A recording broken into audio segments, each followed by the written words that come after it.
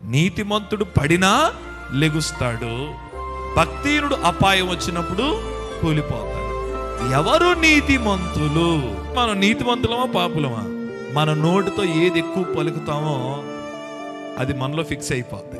పదే పదే నేను పాపిని పాపిని పాపిని అని డిగ్రేడ్ చేసుకోకుండా అసలు వాక్యం నీ గురించి ఏం చెప్తుందో తెలుసుకో. వాక్యం నీ గురించి ఏం చెప్తుందో తెలుసా? నువ్వు యేసయ్యను మనస్ఫూర్తిగా విశ్వసిస్తే నీ క్రియల వలన కాక ఆయన కృప వలన మనం అందరం ఎలా తీర్చబడ్డామంట? నీతిమంతులుగా తీర్చబడ్డా. నీతిమంతుడు పడతాడు, లోకంలో పడినట్టే వీళ్ళు కూడా పడతారు.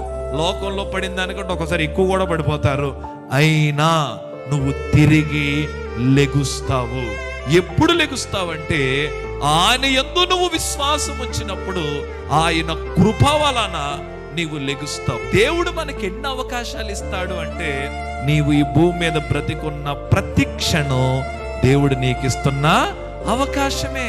ఒక రూట్లో వెళ్తాను అనుకోండి, గోతులో పడిపోయింది అనుకో బండి, రెండోసారి వెళ్ళో పట్టావు, మూడోసారి వెళ్ళావు, నాలుగోసారి నీకు ఇష్టం ఉండదు, స్లో బ్రేక్ కొడతావు, అవసరమైతే ఇలా తిప్పి ఇలా వెళ్తావు, కానీ నీకే పట్టని ఇష్టం ఉండదు.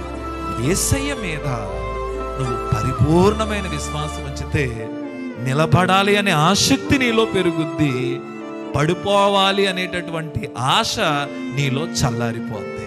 కొన్నిసార్లు చూడండి, మనకు ఆశ ఉండదు, నిలబడాలని ఆశ ఉండదు, అందుకనే మనం పడిపోతూ ఉంటాం. మళ్ళీ మనమే డిగ్రేడ్ చేసుకుంటే నేను పడిపోతాను అనే దానికంటే అసలు నేను నిలబడతాను కదా, దేవుడు నన్ను నిలబెట్టానని బైబిల్లో చెప్పాడే, కృప ద్వారా నేను నీతిమంతుడు అంట కదా, అంటే నేను పడినా నేను మరలా తిరిగి లెగుస్తాను కదా అనే ఆశ మనలో ఉన్నప్పుడు మనము దేనినైనా జయించగలము.